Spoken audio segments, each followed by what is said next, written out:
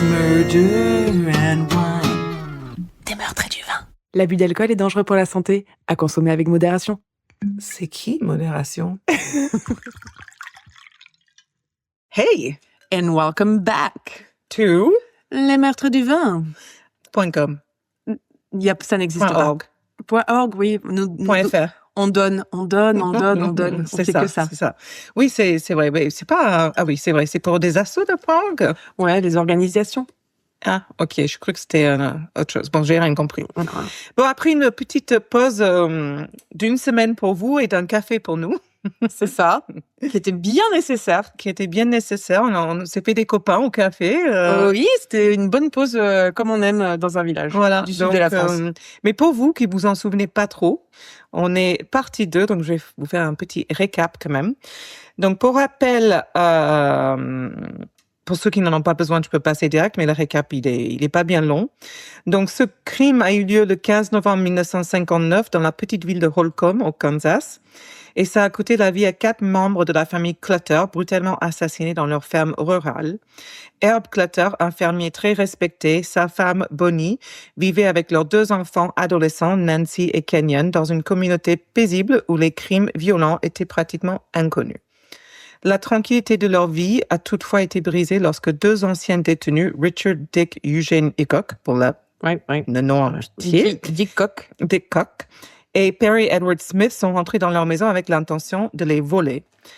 Hickok avait entendu dire que les Clutter possédaient un coffre-fort contenant au moins $10,000 en espèces dans leur maison alors qu'il était incarcéré au centre correctionnel de Lansing.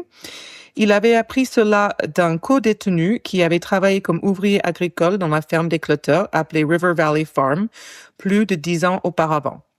Une fois libéré de prison sur parole, Hickok a élaboré un plan pour se rendre à Holcomb, le village, entrer dans la maison des Clutter, voler l'argent et ne laisser aucun témoin derrière lui. Dick Hickok et son ami Perry Smith, qui s'étaient rencontrés en prison et avaient tous les 2 un passé criminel, principalement à cette époque pour des délits mineurs, pensaient que voler les Clutter serait une entreprise facile et lucrative. En arrivant à la résidence des Clutter, Hickok et Smith ont trouvé la famille endormie, sans se douter de rien. Armés de fusils, ils ont brutalement assassiné la famille de sang-froid. La brutalité du crime a choqué la petite ville et a eu des répercussions dans tout le pays. Donc c'est là où je reprends un peu l'histoire. Donc là, nous, on en était. Les voisins sont rentrés dans la maison. La voisine... Le shérif est arrivé. Le shérif est arrivé. Ils ont vu la famille dans les chambres. C'est ça. Et les 2 autres garçons dans le... Enfin, le papa et le fils dans le sous-sol. Le sous-sol. Ouais. Donc là, effectivement, les meurtriers ont laissé derrière une scène plutôt macabre avec les corps des membres de la famille Clutter ligotés et abattus à bout portant. Herb Clutter aussi était le seul à avoir également eu la gorge tranchée. Ah oui, c'est vrai. Donc forcément, une enquête immédiate a été lancée pour trouver le ou les meurtriers de la famille Clutter. Les 4 membres ont été enterrés le 18 novembre. Un millier de personnes ont assisté à la cérémonie à l'église de Garden City, qui était totalement remplie, forcément. C'est choquant. Elle était tellement bondée, en fait, qu'on disait que les nombreuses personnes sont restées debout pendant toute la cérémonie. Ils étaient dans les couloirs, dans les allées latérales, dans les escaliers, dans les corridors, mais personne n'a été refusé, forcément. Après la cérémonie, les cercueils ont été transportés dans 4 corbillards dans la rue, donc Nancy étant sortie en premier, suivie de sa mère, de son père, puis Kenyon en dernier. Les 2 enfants ont été portés par des amis adultes et des camarades de classe, dont le meilleur ami de Kenyon, qui était aussi le petit ami de Nancy, qui s'appelait Bob. Donc, ce quadruple meurtre a été un choc énorme, non seulement pour le petit village de Kansas, mais aussi pour tout le Kansas.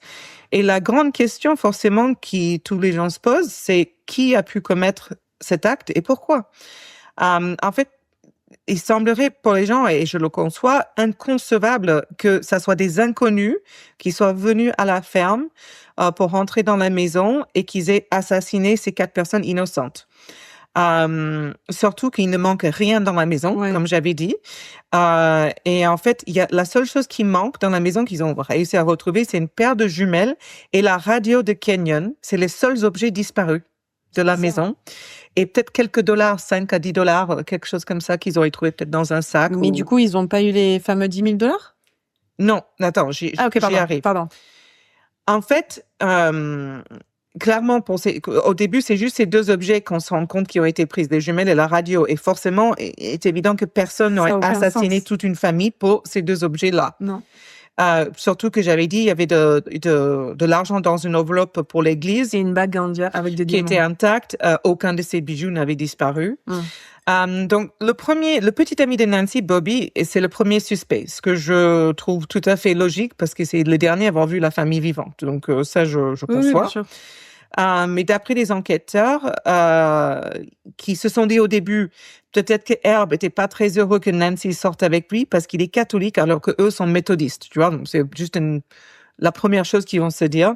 Mais très, très, très rapidement, ils voient que Bobby est extrêmement coopératif avec le KBI. Donc, en fait, le KBI, c'est le bureau d'enquête du Kansas. Parce que le FBI, c'est fédéral, mais chaque État a son bureau aussi. Alors, ça, je savais pas. Ouais, non, chaque État a son... Ok. Donc, voilà. Parce que je pensais que le FBI avait quand même des branches dans chaque État, Il a. mais pas que ça s'appelait FBI. Ouais, non, alors, ça a aussi peut-être évolué depuis cette époque-là. Ok.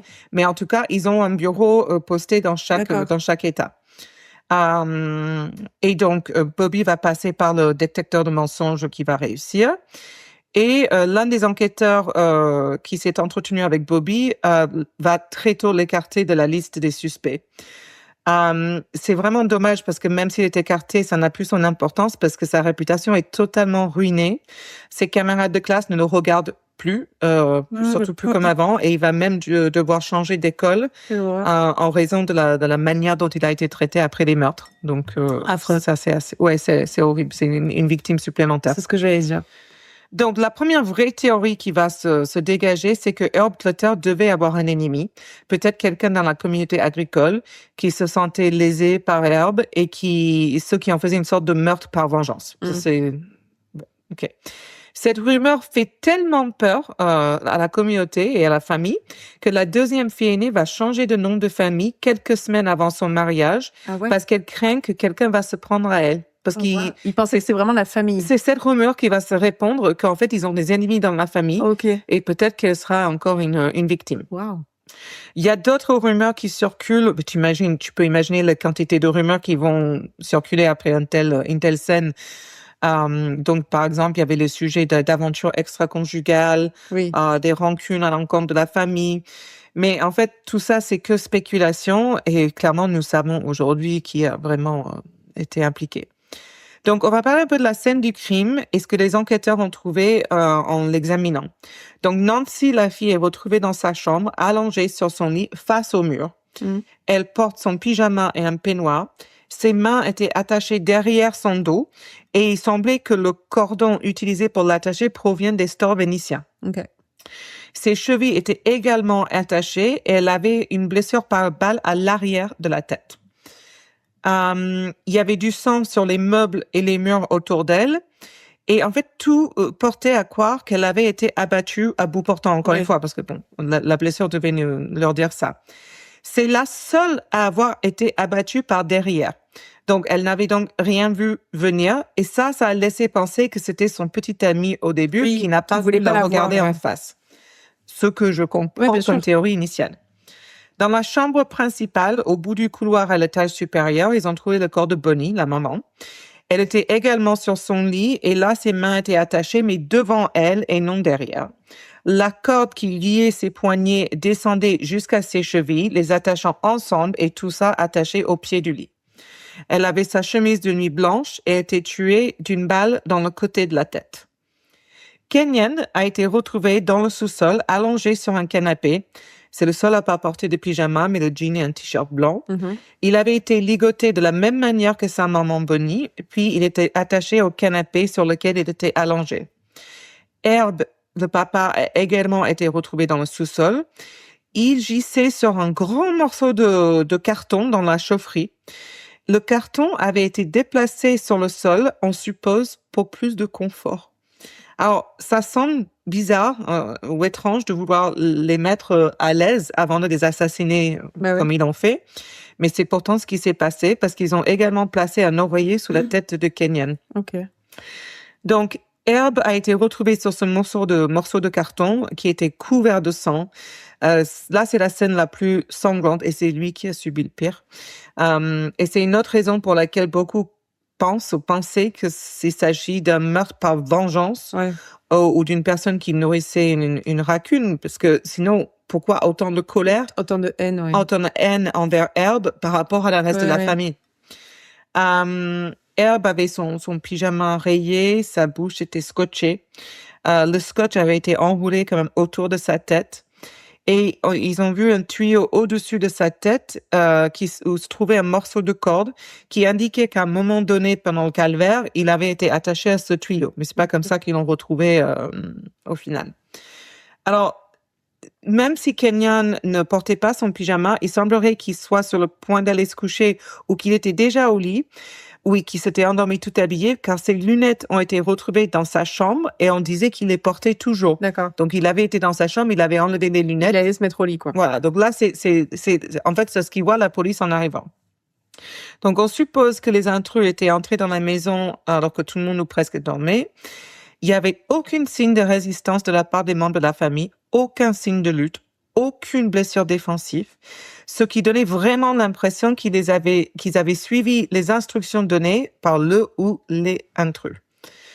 Certains bijoux de Bonnie ont été retrouvés cachés dans l'une de ses chaussures dans son placard. Et là, ils se disent qu'elle a peut-être entendu les personnes rentrer, donc ça changerait l'idée qu'elle était endormie, et qu'elle a eu le temps de les cacher avant qu'ils arrivent à sa chambre. C'est ce qu'observe en tout cas la police. Ils savent là qu'il y a au moins 2 intrus parce que des empreintes ont été retrouvées sur le carton qui a été trouvé sous le corps de Herb. L'une d'elles était l'empreinte d'une botte. Apparemment, oui, il a simplement marché dans le sang de sa victime. Et en fait, elle montrait quelque chose qui ressemblait comme à 2 cercles dans l'empreinte de la semelle et provenait d'une marque populaire de chaussures en caoutchouc de cette époque-là. Donc, ils ont connu tout de suite la marque, etc. Ouais. Et l'autre empreinte de chaussure, en fait, était seulement visible sur les photos. C'est-à-dire que il avait des empreintes, mais on ne pouvait pas les remarquer à l'œil nu, selon dans les photos. Et d'ailleurs, c'est le photographe qui aurait dit qu'il s'en était pas aperçu. C'est seulement en développant le film qu'il a remarqué ces empreintes. Et il pouvait voir que l'autre paire de chaussures avait des empreintes en forme de losange sur la semelle. Okay. Donc, c'est là où c'est intéressant parce que c'est seulement plus tard, quand ils arrivent, ils ne savent pas si c'est le ou les intrus. Et c'est seulement après avoir reçu les photos qu'ils s'aperçoivent d'un autre type de paire de chaussures et qu'ils se disent, eh bien, tiens, ils sont deux. Et ils connaissent la marque des chaussures. Alors, le bureau d'enquête, donc le KBI, parce que je vais dire ça souvent, ils savaient donc à ce moment-là qu'il n'y a pas qu'un auteur, mais toujours qu'ils étaient 2, mais ils savent toujours pas pourquoi. OK. Donc, ils vont garder secrète la découverte relative aux empreintes de chaussures. OK. Ils n'ont pas informé les médias parce qu'ils craignent que les meurtriers se débarrassent des chaussures s'ils savent qu'elles ont été reconnues. Comme avec Rodriguez. Tu vois, ah oui, exactement, le paire de baskets super rare, là. Ah oui, c'est vrai. C'est vrai, j'avais oublié cette partie de l'histoire. Donc, la piste la plus précieuse est apparue début décembre, environ 3 semaines après les meurtres. Elle provient du prisonnier Floyd Wells. Rodriguez. Ramirez. Ah oui, c'est vrai, Ramirez. Moi, j'avais pas de corriger. Rodriguez. Pardon. Donc, la piste sérieuse, c'est du prisonnier Floyd Wells. Lui, il avait lu un article sur les meurtres de Clotaire dans le journal et là, il s'est dit, ah ben tiens, en fait, Hickok, il a mis son plan à exécution, quoi. Donc, lui va demander de parler au directeur de la prison qui a alors contacté le KBI. Un agent s'est rendu à Lansing pour parler à Wells et voir ce qu'il savait, quoi. Wells va raconter en détail comment Hickok a eu connaissance des Clotaire, répétant en gros tout ce que j'ai dit précédemment, y compris le fait que Herb avait plus de $10 000 en espèces dans son coffre-fort, un coffre-fort qui, selon lui, se trouvait dans le bureau ou le salon de l'ancienne maison familiale. Parce que, comme j'avais dit dans l'épisode 1, Wells ne connaissait pas les Clotaire après qu'ils aient construit leur nouvelle maison. Okay. Il dit également que les Clutter étaient tous gentils avec lui, que Monsieur Clutter était très généreux, lui donnant toujours une prime lorsque le travail était particulièrement pénible ou les heures longues. Il dit qu'il était très proche de Monsieur Clutter, qu'il aimait lui rendre visite le dimanche soir et à d'autres moments où il ne travaillait pas, passant beaucoup de temps avec lui dans son bureau ou son cabinet, où il avait aussi un bureau. Et c'est là qu'il a vu Herb payer cette grosse somme d'argent à quelqu'un qui construisait sa nouvelle maison. Le problème, on ne trouve pas de coffre-fort. OK. L'agent du KBI poursuit son rapport en disant que William Floyd Wells ne reviendra pas sur cette déclaration concernant le coffre-fort. On va lui donner toutes les occasions possibles de se rétracter. On va lui suggérer peut-être qu'il s'est trompé et que l'argent était enfermé dans le bureau de Monsieur Clutter. Mais en fait, Floyd, il change pas d'avis, quoi. Il va être hyper insistant lorsqu'on va lui suggérer qu'il pouvait se tromper au sujet du coffre-fort. Il va déclarer que tout le monde à la ferme de Clutter connaissait ce coffre-fort, que s'il n'était plus là, c'était probablement parce que Clutter l'avait déplacé lorsqu'il avait aménagé dans sa nouvelle maison. Il va le décrire en détail, dit qu'il était grand, noir, lourd, qu'il était muni d'un cadran, et c'est pas juste un simple coffre-fort à clé, et que même il pense qu'il y a des roulettes à chaque coin, et s'il y en a pas, il est équipé de lourds pieds en fer. Donc il a vraiment ce souvenir précis de ce coffre-fort. Le KBI a enfin une piste prometteuse, mais il va quand même leur falloir 5 jours pour se rendre à la ferme des parents de Hickok et le rechercher, ce qui va susciter de nombreuses critiques. On ne sait pas pour laquelle raison ils ont mis autant de temps à aller après avoir parlé à Wells. Mais ils vont aller chercher Hickok chez ses parents 5 jours plus tard et il n'en est pas là. Ben, forcément. Ils vont interroger la maman et sur ses allées et venues le 14 et 15 novembre. Elle va leur dire qu'il avait reçu la visite d'un ami, un homme nommé Perry Smith, et qu'il s'était rendu à Fort Scott pour rendre visite à la sœur de Smith qui vivait là-bas. Alors ça, c'est manifestement un mensonge ou quelque chose qu'ils avaient inventé pour dire à sa maman, parce que la sœur de Perry Smith ne vivait pas à Fort Scott, ne voulait rien avoir avec son frère. Elle le trouvait effrayant, lui faisait peur, et elle voulait même pas qu'il sache où elle vit. Donc ça, c'est une fausse piste de suite. Mais après ce prétendu voyage, le 14 et 15 novembre, Hickok était revenu le lendemain et est allé au travail le lundi comme d'habitude, mais il serait reparti le 21 novembre et n'était pas revenu depuis. Ils vont fouiller la propriété des Hickok et en fouillant la propriété, les enquêteurs vont trouver une chemise ensanglantée et un fusil de chasse qu'ils vont prendre avec eux pour soumettre à des tests balistiques. Ils se sont ensuite rendus chez le patron de Hickok, que celui-ci va dire que Hickok est venu travailler comme la maman avait dit le lundi 20 novembre. Et en quittant le travail, il avait dit à demain matin, mais en fait, il est jamais revenu. Okay. Donc là, un mandat d'arrêt est immédiatement lancé contre Smith et Hickok, mais on ne sait pas où ils sont. Donc eux, leur plan initial était de fuir au Mexique, mais à la base, ils pensaient qu'ils le feraient avec $10 000. Ben oui. Voilà. Alors que là, ils disposent de quelques centaines de dollars, une radio et des jumelles. Super. Ouais. Le 23 novembre, ils sont arrivés au Mexique et ils se dirigent vers Mexico City. Mais en fait, ils n'avaient pas prévu, même au Mexique, avec si peu d'argent, ils vont pas pouvoir rester longtemps clandestins, quoi. Donc, ils vont vendre la radio, les jumelles et leur voiture pour rester quelques jours de plus, mais l'argent est vite dépensé. Donc, je sais pas ce qu'ils font, mais j'ai l'impression qu'ils font un peu la fête aussi. Enfin, je sais pas. C'est pas très clair. Je me souviens dans le livre, on parle plutôt de ça comme un moment très glauque où ils étaient cachés, ils savaient pas où aller. Enfin, ils sont un peu en panique, si mes souvenirs sont justes, mais ça fait plus de 30 ans que je l'ai pas lu, je peux me tromper. Ils décident donc de remonter vers le nord. Le 15 décembre, ils arrivent en Californie. Et comme ils avaient vendu leur voiture, ils se déplacent principalement en bus ou en autostop. Là, ils décident d'emballer la plupart de leurs affaires et les envoyer par la poste à Las Vegas, où en fait Perry Smith avait sa résidence principale à cette époque. Parmi les affaires qu'ils ont renvoyées se trouvent les bottes que Perry Smith portait la nuit des meurtres. Donc là, leur plan, c'est de se procurer beaucoup d'argent en faisant des petits fraudes, du vol ou tout autre moyen nécessaire. Et ils se décident qu'ils vont s'envoler pour le Brésil. Alors, Aujourd'hui, il y a un traité d'extradition entre le Brésil et les États-Unis qui a été signé en 1961 et entré en vigueur en 63, mais en 1959, ils n'auraient pas été extradés vers les États-Unis. Ils sont pas si bêtes, quand même. Non, ça va, il y a de la logique. Il y a de la logique. Donc, ils vont faire du stop depuis la Californie jusqu'à l'Iowa, soit environ 2500 kilomètres. Okay. Une fois arrivés dans l'Iowa, ils ont volé une voiture et l'ont conduit jusqu'à Kansas City, ce qui me choque qu'ils reviennent un peu sur leur pas. Et c'est là où, en fait, on se dit, bon, en fait, ils avaient vraiment pas d'idée de ce qu'ils faisaient. Tu vois, la panique. Et puis, clairement, ils savent pas non plus que ce qu'ils font la police, qui est au courant de leur existence et qui les recherche activement. Et ils reviennent sur les lieux du meurtre. C'est ça. Richard Hickok va recommencer plutôt à encaisser des chèques sans provision.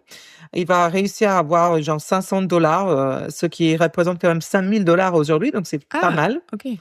Mais la police est pas loin. Elle a été contactée par un magasin de meubles qui avait reçu un chèque sans provision la veille au soir et les employés ont formellement identifié Richard Hickok. Ensuite, ils reçoivent un appel d'une station-service voisine qui venait d'accueillir Hickok, qui tente encore d'encaisser un autre chèque. Et là, la personne qui est présente le connaît et elle sait que c'est un fraudeur. Donc, elle contacte la police immédiatement. Donc, ils recherchent dans la région, mais ils n'ont pas trouvé ni Hickok ni la voiture décrite. Et en fait, ce qu'ils savent pas, c'est que les deux hommes vont prendre la route pour la Floride, où ils vont y passer Noël. Et en fait, tu vois, là, le cabinet avait déjà été critiqué pour avoir laissé passer trop de temps entre le témoignage de Richard Floyd et la visite au domicile. Eh ben, il y a une autre critique qui va venir qui concerne une famille assassinée en Floride. Parce que donc cette partie est brève, mais en fait, la famille Walker a été assassinée le 19 décembre 1959 à Sarasota, en Floride. C'est une affaire classée. Les coupables n'ont jamais été retrouvés, mais certains, y compris les forces de l'ordre de Sarasota, pensent que c'est Smith et Hickok qui ont tué Cliff et Christine Walker et leurs deux très jeunes enfants. Wow. Et la raison pour laquelle les personnes sont mécontentes du Québec, c'est qu'elles estiment que s'ils avaient suivi plutôt la piste de Floyd Wells, les deux hommes n'auraient pas pu se rendre en Floride. Donc, ils sont aussi responsables de meurtre de cette famille. Et en gros, dans un journal de l'époque, on pense que après avoir assassiné la famille Clutter, ils s'enfuient au Mexique, en Californie, puis vers l'Est en Floride.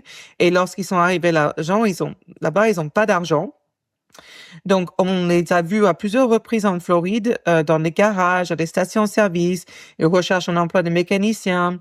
Ils savent qu'ils conduisent un Chevrolet Bel Air de 1956, qui est le même modèle que la famille Walker devait s'acheter 2 jours avant d'être tués. Ils ont été aperçus au moins 12 fois dans l'état ensoleillé de la Floride. Et le 17 décembre, ils ont échangé leurs pneus contre des pneus usagés pour $20. Puis ils crament le cash, les deux mecs, faut savoir, parce que, comme je dis, $500 et 5,000, ils l'ont déjà pas. Enfin, tu vois, je sais pas ce qu'ils font avec l'argent. Là, ils vont vendre un téléviseur pour $50 dans un café à Sarasota. Le même jour, ils vont demander à une station-service située non loin, quelqu'un avait besoin de faire repeindre sa voiture. Et plus tard, ils ont proposé de réparer des pare-chocs d'un homme, en disant, nous faisons du bon travail. Ils cherchent de l'argent. Ils passent la nuit à l'hôtel Miami Beach le 18 décembre et ils vont demander à être remboursés le lendemain matin, je sais pas pourquoi, et ils vont partir le 19 décembre. Et le jour des meurtres, donc le meurtre de cette deuxième famille, ils ont fait des achats au grand magasin Grant à Sarasota, donc ils avaient des thunes. Et le lendemain matin, Smith et Hickok ont été vus 3 fois à Arcadia et une personne se souvient qu'ils avaient le visage griffé et des marques sur le front. Smith et Hickok quittent la Floride et ils vont rouler vers le nord jusqu'en Caroline du Sud, puis vers l'ouest à travers la Georgie, l'Alabama, le Mississippi, la Louisiane, puis vers le Texas et l'Arizona. Comme quoi, vraiment, à cette époque-là, c'était moins compliqué. Et là, leur nouveau plan, c'était de se rendre à Las Vegas, où ils sont finalement arrivés juste avant le Nouvel An, le 30 décembre, vers 17h. Hickok et Smith ont arrêté leur voiture devant un bureau de poste de Las Vegas et Perry Smith est entré pour récupérer le colis qui s'était envoyé quelques semaines auparavant. Et là, par chance, une voiture de patrouille va remarquer la plaque d'immatriculation du Kansas. Forcément, la police de la nation tout le monde est au courant. Est bien informée au sujet des 2 hommes recherchés pour homicide au Kansas. Et là, ils vont rapidement réaliser que la plaque d'immatriculation de cette voiture avait été signalée comme volée et n'appartient pas à cette voiture-là. Donc, ils attendent et ils observent à distance Perry Smith qui quitte le bureau de poste avec un colis et remonte dans sa voiture. Et lorsqu'ils vont reprendre la route, la voiture de police va les suivre et les arrêter à quelques pâtés de maison plus loin. Et peu de temps après, Al Dewey, qui est l'enquêteur du cabinet officiel, va recevoir un appel téléphonique chez lui. Perry Smith et Richard Hickok ont finalement été arrêtés 6 semaines après les meurtres.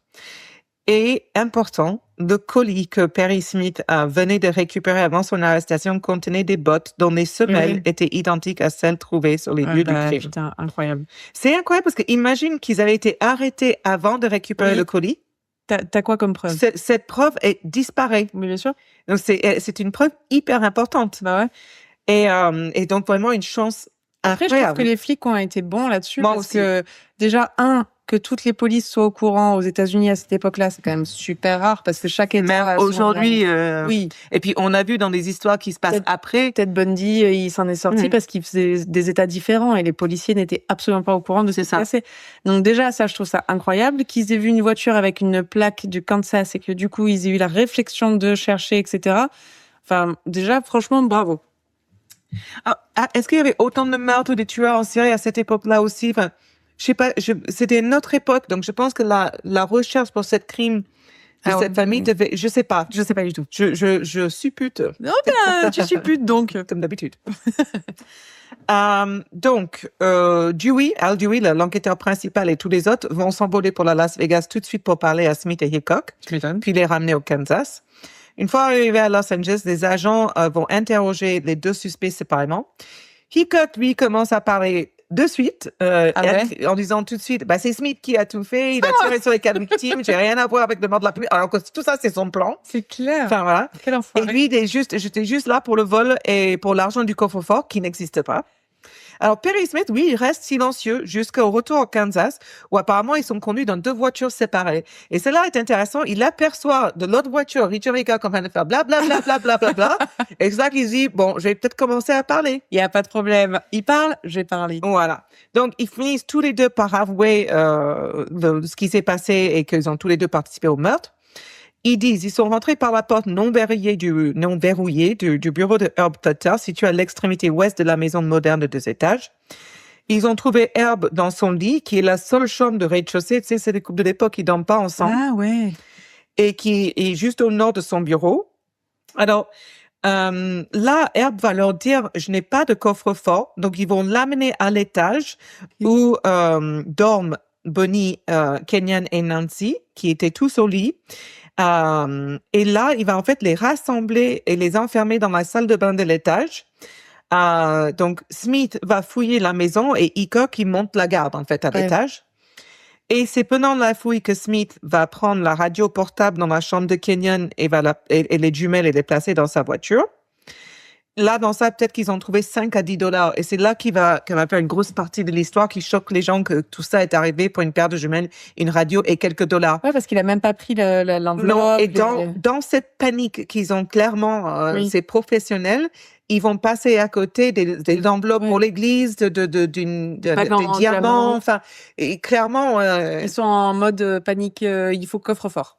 Ils sont en mode panique, mais en même temps, quand tu regardes la manière dont ils les ont tués, on a l'impression qu'il y a une certaine organisation. Donc, moi, personnellement, je sais pas, mais tu ressens qu'ils avaient bien envie de les tuer, ces gens, pour moi. Enfin, je sais pas, ça n'a pas été dit dans aucune des histoires et c'est certainement pas le récit de Truman Capote. Peut-être que c'était la frustration parce qu'ils avaient tellement ce coffre-fort et tellement cette certitude qu'ils allaient ressortir avec 10 000 $. Et là, ils se rendent compte qu'ils se sont mis dans le pétrin. C'est ça. Et du coup, frustration, colère contre la famille. Oui, et puis on a dit, ils contrôlent pas bien leurs émotions. Colère, leurs émotions et je sais pas. En tout cas, après que la fouille soit terminée, on va amener Herb jusqu'à le sous-sol où il sera ligoté. Et donc, c'est là où il est ligoté au tuyau au-dessus. Okay. Ensuite, on va amener Kenyon, j'imagine peut-être pour essayer de convaincre le père de leur dire la vérité sur ce fameux coffre-fort qui n'existe pas. Oui. Bref, ensuite, Bonnie et Nancy sont amenées chacune dans leur chambre respective, ligotées, attachées à leur lit. Hickok va dire que Herb était tué en premier, la gorge tranchée, puis que Kenyon avait reçu une balle dans la tête avec le fusil de chasse. Là, ils vont revenir vers Herb et lui tirer également une balle dans la tête, je suppose, pour être sûr que le travail soit terminé. La maman et la fille ont été tuées en dernier, dans leur lit. Et ensuite, ils vont quitter la maison et partir dans la voiture avec laquelle ils sont arrivés. Le procès s'est déroulé à Garden City et a débuté le 22 mars 1960, soit moins de 4 mois après leur arrestation.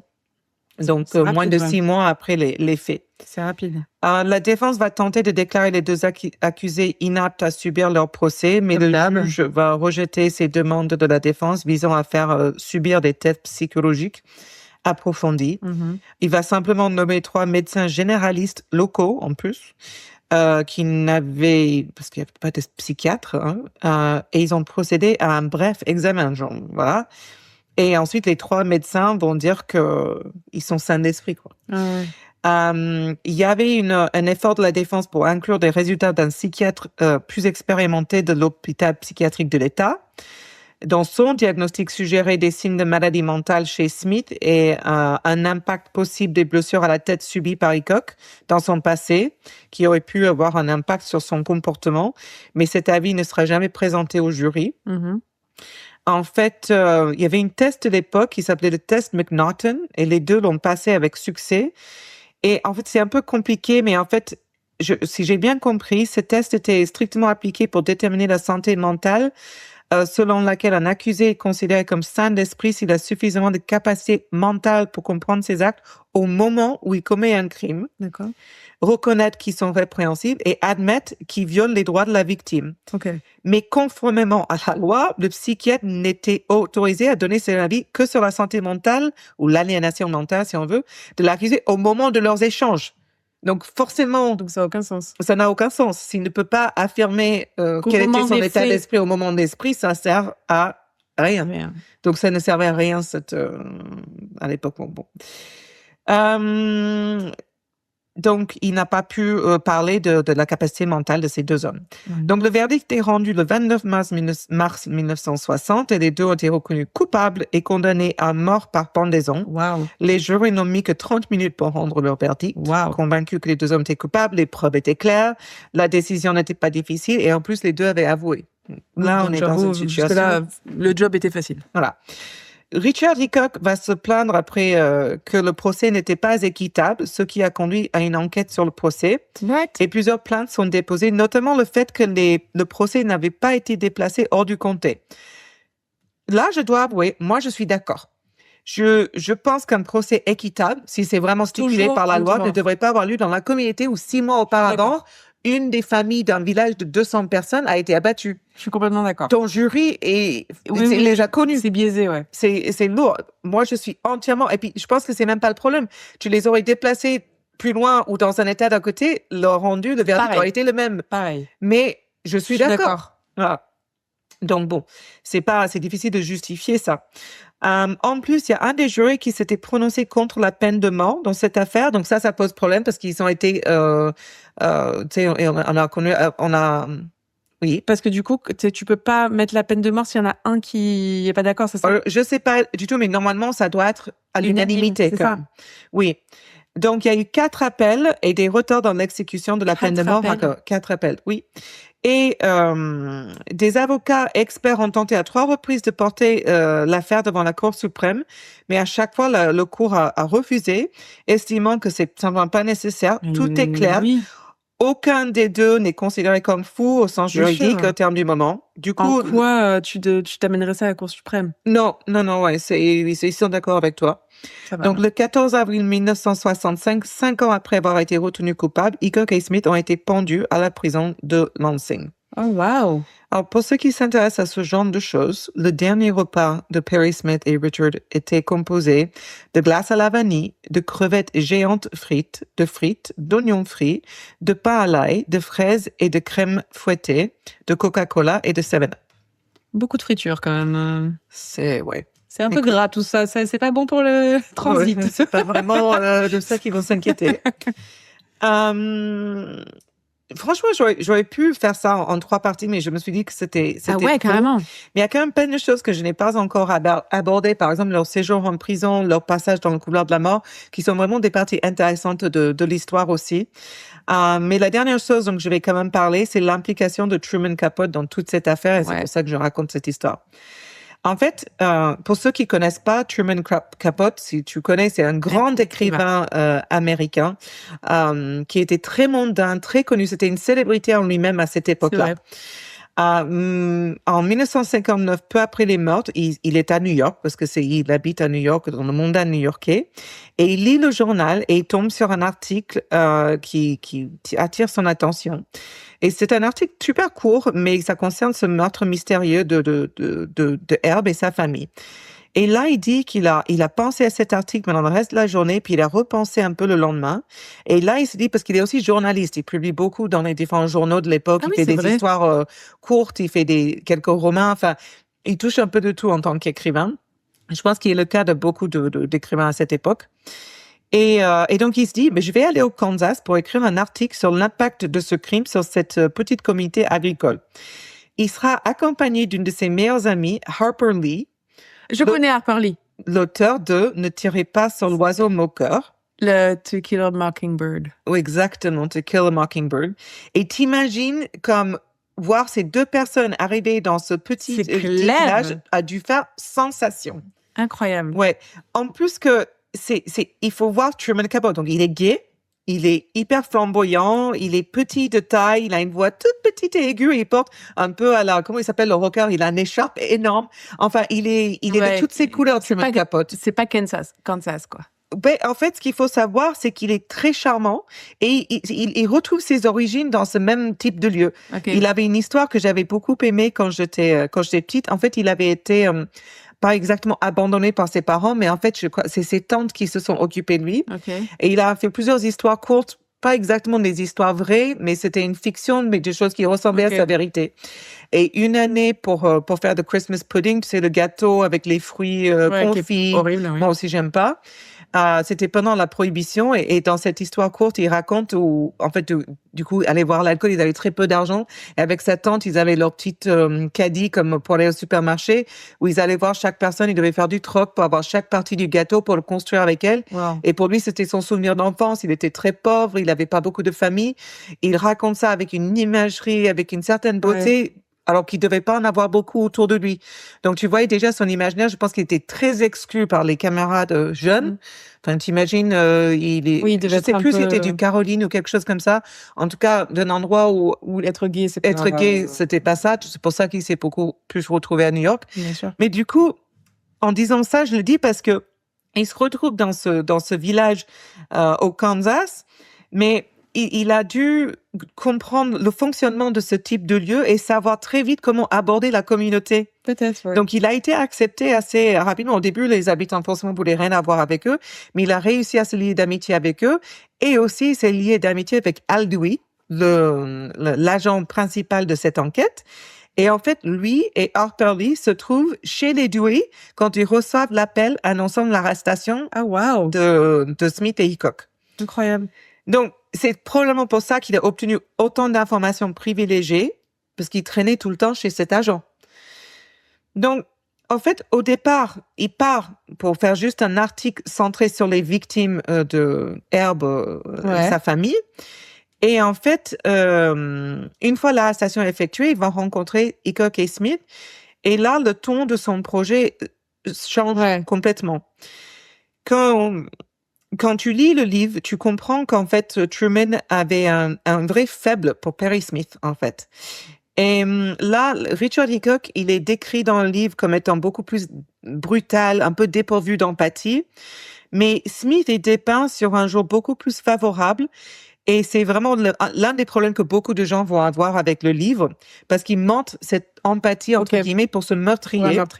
Et dans les années 50, il y avait cette idée, enfin, c'est un peu inconcevable et manifestement injustifié de sympathiser avec un meurtrier. Oui, bien sûr. Même s'il souffrait de troubles mentaux, etc.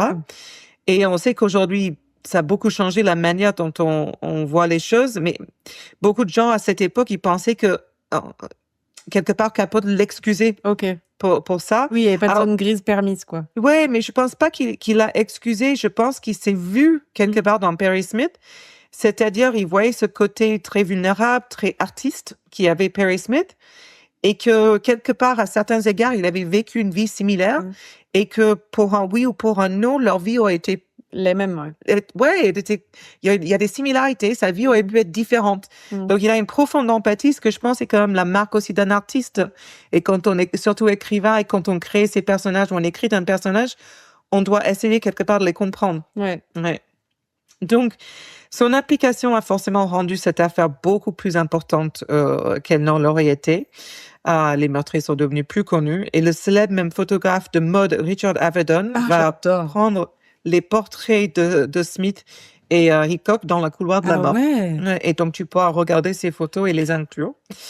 In Cold Blood, c'est titré le livre et c'est présenté comme une œuvre non fictionnelle, mais c'est pas exactement vrai. Il y a forcément des libertés qui ont été prises, je vais en passer, mais la famille, je crois, ont relevé genre 40 incohérences, allant des trucs complètement anodins à des trucs un peu plus importants.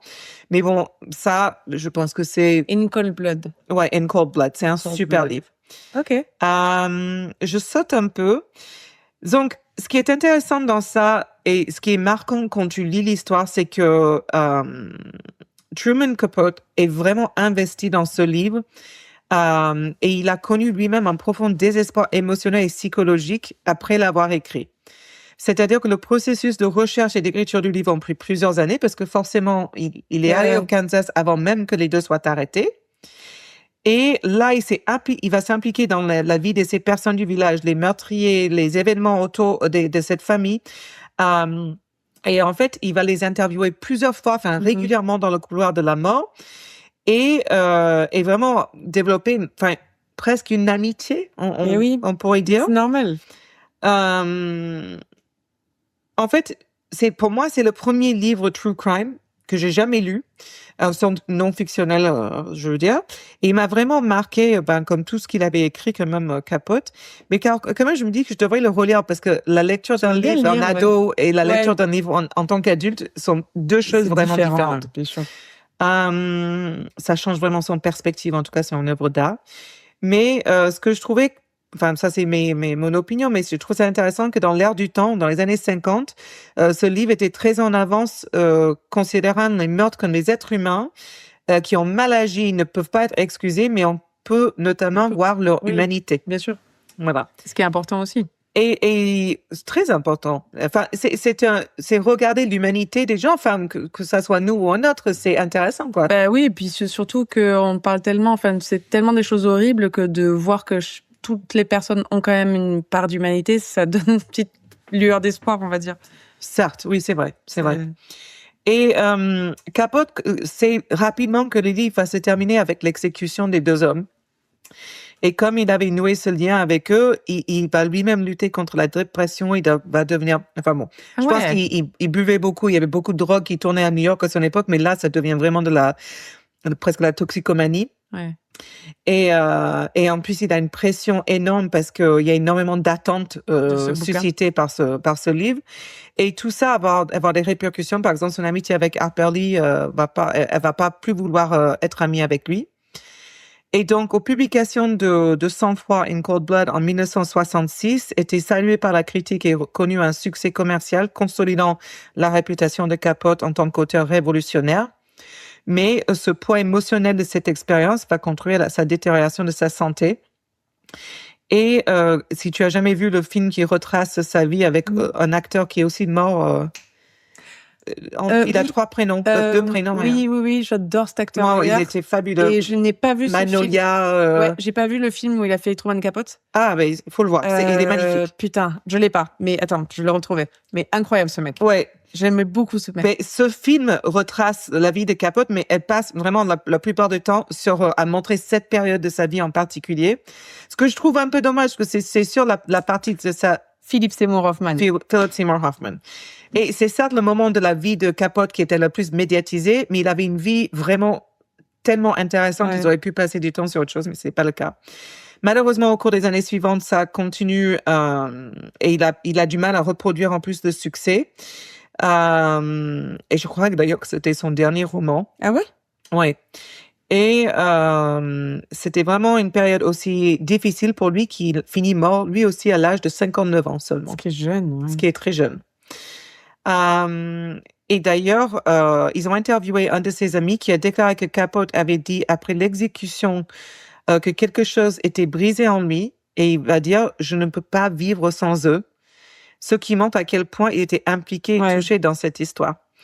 Et il y a aussi un documentaire In Cold Blood que quelqu'un a fait un reportage depuis la prison de Lansing le jour de l'exécution. Il y a un journaliste qui avait assisté aux 2 pendaisons et va déclarer « J'ai vu des bébés naître et j'ai vu un sens. J'ai vu des gens mourir dans les circonstances les plus horribles et pourtant j'y ai vu un sens. Mais ce que j'ai vu aujourd'hui, je n'y vois aucun sens. » Et je trouve ça intéressant parce que il y a un énorme débat à mener forcément sur la peine des morts à cette époque aux États-Unis, mais aussi le fait que de nombreuses familles de victimes vont déclarer que l'exécution des meurtriers n'avait rien aidé à leur peine. Et donc, voilà, c'est l'histoire de leur meurtre de famille Clutter et un peu de l'histoire de Truman Capote. Super intéressant. C'était long. Ouais, mais je pense que, en fait, j'étais sur le moment où j'aurais pu continuer à t'écouter pendant des heures, quoi. C'est ma voix, ça. Ah, ça me... Mais moi, je suis finie parce que je suis contente d'avoir fini. Ouais, c'était long. Mais... Super intéressant. Ouais, mais du coup, ça m'a donné envie de lire le livre. Ah, mais je le recommande à 100%. C'est un livre excellent. Truman Capote, c'est un de mes auteurs préférés. Il a une façon d'écrire qui est juste magique. Ah ouais. Et vraiment, il est très drôle aussi. Bon, In Cold Blood, c'est pas ce qu'il y a de plus drôle. Ah, oui. Mais je peux tout recommander de ce qu'il a écrit. Écoute, je vais regarder ça parce que j'en ai pas lu, moi, de lui, je crois. Ah. Et je crois pas, ouais. Là, je suis en train de regarder sa tête parce que je voyais même plus sa tête. Ah oui, c'est un petit bonhomme, tout blanc, sans cheveux, des lunettes. C'est vraiment un petit bonhomme, quoi. Oui, c'est ça. Il est né à Nouvelle-Orléans. Donc il est du Georgia. Ouais, non, c'est vrai que... Ah, c'est lui qui a fait Breakfast at Tiffany's? Oui. Ah, oui, c'est ça. J'adore ça. Oui. Tu vois, moi, j'étais tellement In Cold Blood que j'oublie celle-là. Ben, je savais pas du tout que c'était lui. Ah ouais, pourtant, il est tellement connu, mais c'est associé à Audrey Hepburn, quoi. Oui, bien sûr, c'est associé au film. Ouais, livre. Mais je savais pas du tout. Mais tu vois, je vais lire Truman. Bon. Mais écoute, sur ça. See you next week, motherfucker. Ciao. Bye. Si t'aimais ça, like and subscribe.